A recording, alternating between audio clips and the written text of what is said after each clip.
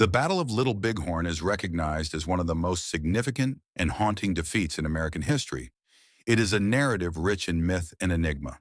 Initially, it was portrayed as a noble tragedy, with General George Custer and his brave soldiers heroically falling against a savage enemy. However, as time passed, this narrative evolved.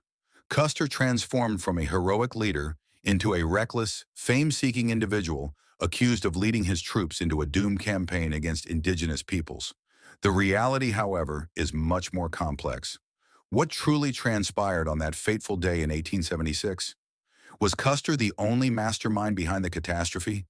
Did he genuinely make a defiant last stand? And who ultimately holds the responsibility for America's devastating defeat? These inquiries have sparked debate for over a century, with misconceptions obscuring the truth of this historic conflict.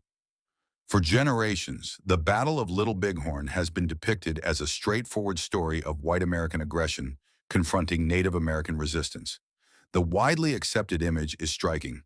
Sitting Bull, the esteemed Lakota chief, uniting his people to protect their sacred lands against Custer's 7th Cavalry, who aimed to crush their spirit and seize their territory in the name of American expansion.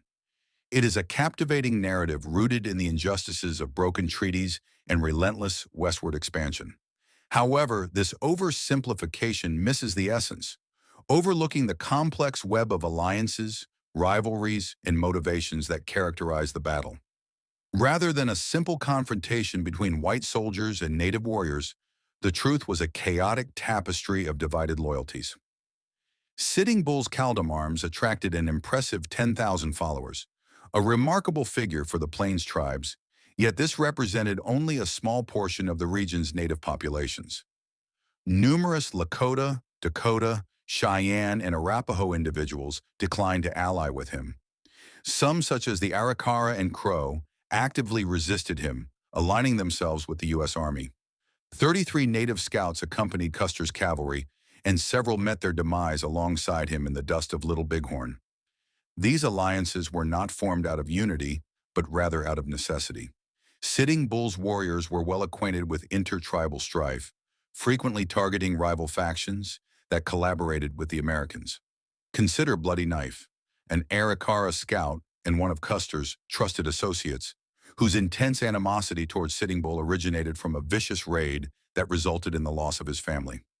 Alternatively, reflect on the Crow, who perceived Sitting Bull not as a liberator, but as an encroacher on their ancestral territory at Little Bighorn. For them, Custer was not the invader, it was Sitting Bull. This narrative does not present a clear-cut story of whites against natives. It was a fragmented battlefield where native fought against native, at times standing shoulder to shoulder with American forces. The American West represented a melting pot of conflicting interests, where survival frequently took precedence over unity. To simplify the Battle of Little Bighorn into a straightforward narrative is to overlook the intricate human complexities that influenced its result. Thus, the straightforward account of Americans versus natives is not entirely accurate. But what of Custer himself? Was he a fool or a courageous hero? As is often the case in history, he was a bit of both. Firstly, the notion that Custer recklessly charged into battle and caused the death of all his men is a misconception. The majority of Custer's 7th Cavalry survived the encounter. In total, Custer led 650 officers, soldiers, and scouts to the Little Bighorn. Of these men, 268 would perish, a significant figure, yet one that still left the majority alive. What Custer effectively did was lead the segment of those troops under his command to their deaths. Custer's forces were structured into 12 companies of approximately 50 men each, with additional scouts and civilians accompanying them on their journey. 5 of those companies aligned with Custer and were nearly completely annihilated along with him, except for a few messengers and scouts whom Custer dispatched prior to his final assault. However, the other 7 companies largely endured. One company was tasked with escorting the supply train, while the remaining 6 were divided between Custer's subordinate officers, Major Marcus Reno and Captain Frederick Benteen. Although these additional companies incurred some losses, nearly 400 of them would survive, including Benteen and Reno. Instead of a reckless charge, Custer's offensive was part of a carefully devised strategy. Reno was assigned to attack from the south, Custer from the north, and Benteen was to flank to the west to prevent Sitting Bull's escape. When Custer departed from Benteen and Reno for the first time, he did so with a robust plan established for the impending battle. The strategy adapted as Custer acquired new intelligence. Upon discovering that the camp was larger than anticipated, Custer re-evaluated and communicated back to Captain Benteen, requesting additional supplies and reinforcements. These directives were notoriously disregarded by Benteen, forcing Custer to initiate his assault with fewer troops than he preferred before the element of surprise slipped away. It may be argued that Custer was imprudent for proceeding with the attack without these reinforcements, yet it is evident that he did not charge in recklessly without consideration. U.S. military doctrine maintained that Native Americans posed no threat unless they significantly outnumbered American forces. This principle had been validated on the battlefield numerous times, even by Custer himself. With over 200 men supporting him and another 450 attacking from various directions, American military doctrine would have anticipated a victory for Custer. In retrospect, we recognize his defeat, but from the viewpoint of a man equipped with the information Custer possessed, based on his own reconnaissance and experience in combat against Native Americans, Custer's ill-fated assault was not as impulsive or foolish as it is often depicted. So what did the attack entail? Given that all of Custer's attacking soldiers perished, we must depend on native accounts and archaeological findings to reconstruct the events. It is understood that Custer attempted to cross the Little Bighorn River into the encampment, but was repelled by native warriors. At this juncture, the narratives begin to significantly diverge. Some native accounts indicate that an officer clad in a buckskin coat and a large hat was shot off his horse almost immediately, which led to a panic among the Americans who fled, taking the officer's body with them. This description aligns with Custer's known attire and his propensity to lead his men from the front. However, several officers would have donned similar garments. The discovery of Custer's body a mile away from the river at the summit of Custer's Hill, along with evidence that he fought valiantly in his final moments, sustaining 2 fatal wounds to his head and chest, suggests it is improbable that he was killed during the river crossing. Custer quickly recognized that the resistance was formidable, which contradicts the portrayal of him as reckless, and began to retreat back up the hills on the opposite side of the river. However, the Native Americans pursued him, resulting in heavy casualties for the Americans during the river assault, with even more losses incurred as they withdrew to more defensible positions. Custer made his last stand at the summit of the aptly named Custer Hill, also referred to as Last Stand Hill, although there were actually 2 stands. Approximately half of the survivors from the river attack made their final stand on a neighboring hill, now known as Calhoun Hill, named in honor of Custer's brother-in-law, Lieutenant James Calhoun, who commanded that position. Calhoun's men managed to hold out for a brief period before the enemy completely encircled them and cut them down. At most, around 40 men remained alive when Custer made his actual final stand at the top of Custer Hill. Was Custer the last of these men to fall, as depicted in numerous films and paintings? The truth remains uncertain. Sitting Bull later informed a newspaper that his warriors had told him Custer was the last man alive. The long hair resembled a sheath of corn with all the ears cascading around it. However, numerous other accounts of the events exist. The Cheyenne warrior Yellow Nose asserted that he struck down the final man at the summit of Custer Hill with a vicious blow to the head. A body consistent with Yellow Nose's account was discovered at the hill's peak and identified as General Custer's brother, Tom. Several other Native American warriors contended that the last American standing was an officer on horseback who, upon realizing he was the sole survivor, raised his pistol to his head, denying the enemy the honor of the final kill. A solitary officer, possibly with a self-inflicted gunshot wound, was located a short distance from the other bodies on Custer Hill and was identified as a lieutenant named Henry Harrington. It appears that Custer indeed made a final stand with the last few dozen men at the hill that now carries his name. Yet we may never ascertain who precisely was the last man standing. Thus, the specifics of Custer's demise remain unclear. Nevertheless, they raise a significant question. Where were the remainder of his troops? It is important to recall that 3 companies under Major Reno were meant to assault the camp simultaneously with Custer, while Captain Benteen had received orders to dispatch reinforcements before Custer initiated his attack. Both of these strategies failed. Those who refrained from holding Custer accountable for his defeat often placed the blame on Reno and Benton for not fulfilling their responsibilities. The narrative suggests that had Reno and Benton executed their orders, Custer and his men would have survived. Custer's widow, Libby, was the most vocal advocate for attributing blame to them following her husband's death. She even went so far as to obstruct a monument to Reno on the battlefield after his death several years later, asserting that the Army should not honor the one coward of the regiment. The reality of what transpired is far more intricate than that. Let us begin with Reno. He was tasked with leading an assault on the southern flank of the camp to divert Sitting Bull's focus while Custer launched his attack from the north. Reno indeed fulfilled this role. His troops were the first to confront the enemy that day. However, similar to Custer, he misjudged his adversary and ordered a retreat after less than an hour. Does this label him a coward, or was he, as some witnesses later suggested, merely inebriated? Eyewitness testimonies do indicate that Reno had been drinking on that day. Private William Taylor recalled observing Reno and his fellow officers sharing a bottle of amber liquid prior to the battle, and Reno's commands were delivered with a drunken slur. Several other witnesses corroborated this account, and Reno would ultimately face a court-martial and be discharged from the Army in 1880 for engaging in a fistfight while intoxicated.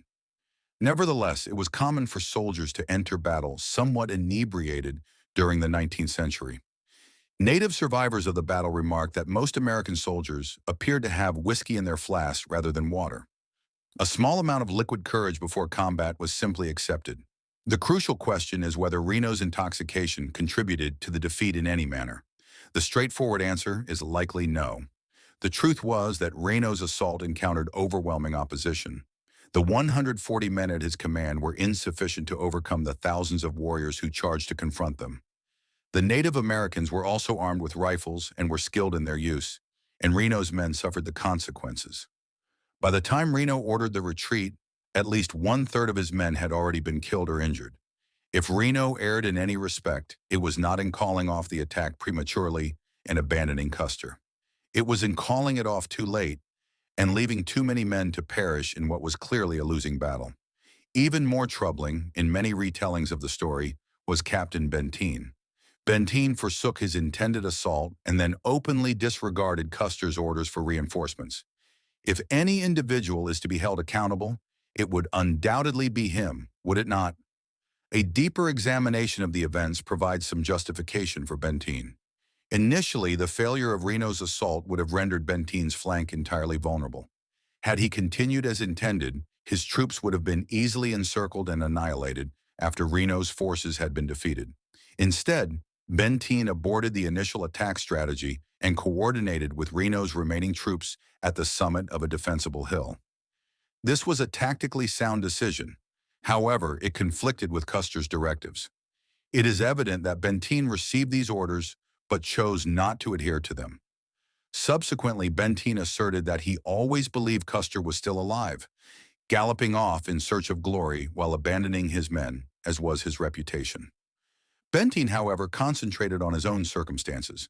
The Native Americans who had thwarted Reno were likely to assault the remainder of their forces imminently, prompting both Benteen and Reno to conclude that they could not afford to dispatch any of their men into an uncertain situation to assist Custer when their own predicament was already dire. Benteen and Reno's assessments proved accurate.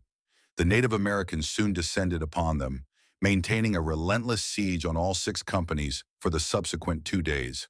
Benteen, Reno, and their troops fought valiantly through the night of the 25th, throughout the day on the 26th, and only ceased on the 27th. Benteen and Reno could not be labeled as cowards as they led their men in defense with minimal rest for the following 48 hours. It is noteworthy that, despite external accusations of cowardice directed at Benteen, his own soldiers never echoed such sentiments. Wherever Benteen went, the faces of the soldiers brightened with hope, as one of them recalled. Benteen's leadership during the remainder of the battle earned him the moniker Savior of the Seventh from his men, even if that title did not gain popularity among the general public. If plays a crucial role in, had Benteen adhered to his orders, there is no reason to assume that his outnumbered troops would not have faced the same fate as Custer's. It is conceivable that Benteen's forces could have made a difference and potentially saved Custer, provided they could have arrived while Custer was still alive. However, it is also plausible that they would have merely succeeded in getting themselves killed. Reno's diminished forces could not have held the hill independently and would undoubtedly have perished as well. A court of inquiry convened in 1879 found no fault with Reno or Benteen regarding their conduct during the battle. In the end, Benteen and Reno were not the cause of the 268 American fatalities that day, but they likely prevented that number from being significantly higher.